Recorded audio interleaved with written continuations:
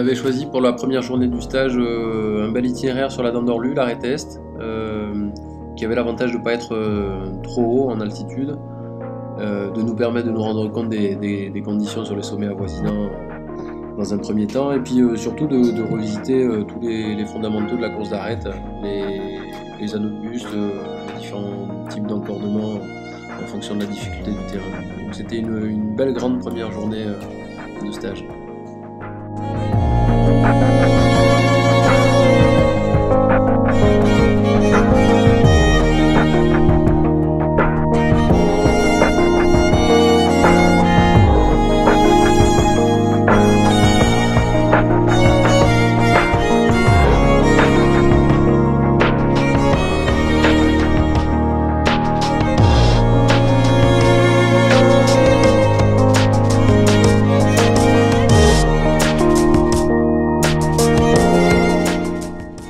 Pour la deuxième journée, on est allé se réfugier de l'autre côté de la frontière, là, au soleil. Et on a troqué les grosses pour les chaussons, là, pour une belle journée de falaise qui participait de la cohésion du groupe.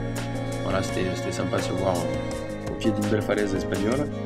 Et voilà, c'était en prévision de la journée d'après où on était censé retrouver la section sportive montagne du lycée de Font-Romeu sur une traversée du pic du Malaza.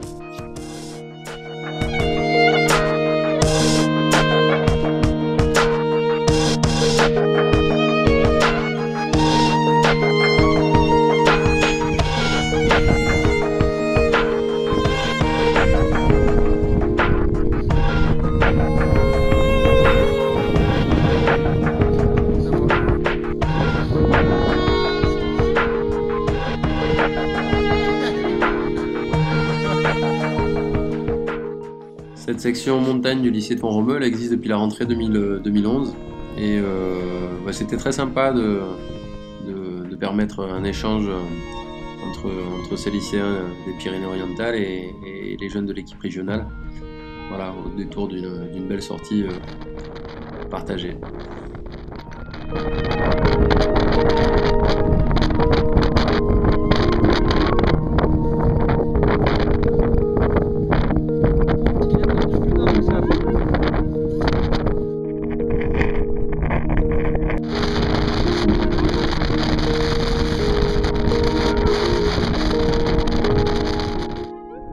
Cette sortie, c'était donc le premier stage de cette nouvelle promotion de l'équipe régionale jeune alpiniste du Languedoc-Roussillon. Ce sont donc des jeunes qui ont été sélectionnés pour un cycle bisannuel qui permet de promouvoir l'activité montagne. Et l'action poursuit essentiellement trois objectifs. Le premier, c'est de rendre ces jeunes autonomes dans leur pratique. Le second, c'est de leur offrir une passerelle directe vers le diplôme d'initiateur pour réinvestir leurs acquis vers le tissu associatif, vers les clubs. Et le troisième, c'est pour ceux qui seraient susceptibles de continuer sur le diplôme de guide haute montagne, d'avoir une première partie de leur liste de courses effectuée.